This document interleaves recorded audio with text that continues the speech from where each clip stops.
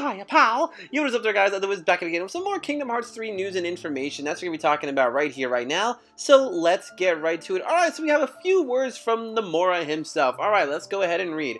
I do have a general storyline in my head. What is the most confusing is that because there are so many characters in this storyline now, it's hard to keep track of who actually met who already. I'm always like, okay, so who knows who in this situation and who's meeting this person for the first time, and that always gets really confusing. So boom, did Nomura just actually admit that he's confused of his own storyline?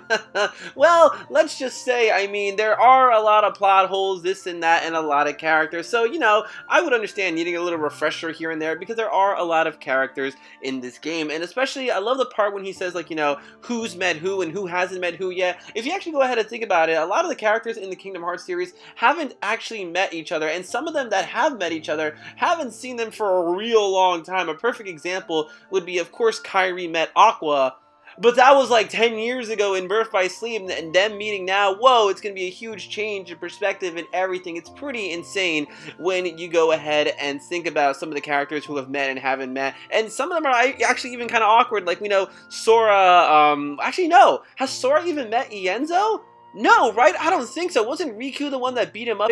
Yeah, right? See, that's what I'm talking about. There's a lot of characters who haven't actually met each other and stuff, so I can understand why Nomura would be kind of confused sometimes. Even I was just a little bit confused right now. But, you know, at least he has a general story in line. But one thing that I will give credit for Nomura is that even though he comes up with these, like, you know, convoluted things or whatever, he usually does his best to go ahead and keep track of his work. Like, there have been a few plot holes here and there, but he does his best to go ahead and fill it up. And you know, he always kind of thinks ahead. Like every time you think that, oh, okay, this happened here, it ends up getting mentioned in a future game that, like, you know, whoa, hey, I didn't even see that coming. So I will give them more credit for his work right over here. But let's go ahead and read on. I actually don't sympathize or emphasize with Sora at all. Nomura says instead he relates to the game's mysterious villain Xehanort, or likely Ansem. Anyone who's fallen prey to their dark nature. Think I'm closer to those characters, so Sora is like my enemy. How I always think of him is how I would unleash my attacks on him, and then I draw him in a way that I think he will be able to make a comeback. In that sense,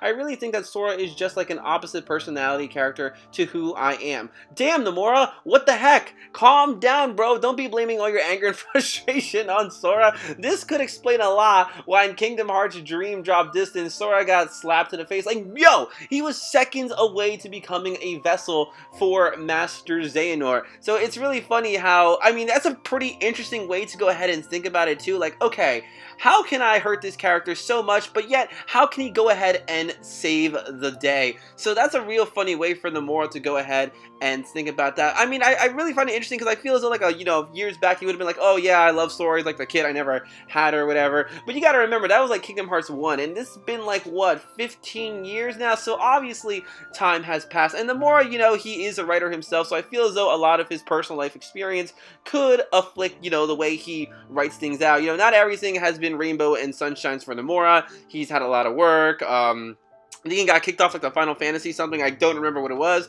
But yeah, nonetheless, that's pretty interesting to go ahead and hear how Nomura is, like, his thought process on Sora as a character and how it's really definitely changed throughout the years. But I also feel as though, like, you know, Nomura was trying to kind of like show like his hardships and have Sora, a character who's so happy-go-lucky, experience some hardship as well. Like, you know, give him a wake-up call to reality and everything. But you know what's really funny about that? I like how everyone is so fixated on making Sora all edgy and emo and dark and depressing. Like, yo, you know what? We gotta like shoot this man's friend or whatever. We gotta make him dark. We gotta make him depressed. We gotta show him that life is real and things happen. I don't know. Everyone wants to like change Sora's personality. Like, yo, Sora is going to be continue to be the main character. He is always going to be the guy that we know and love. And I personally don't have an issue with him being happy-go-lucky. He's the main character. He's Disney. You know, sure, it's good to give him a wake-up call here and there, but don't change who he is. Moving on to the next bit of stuff Nomura has to say,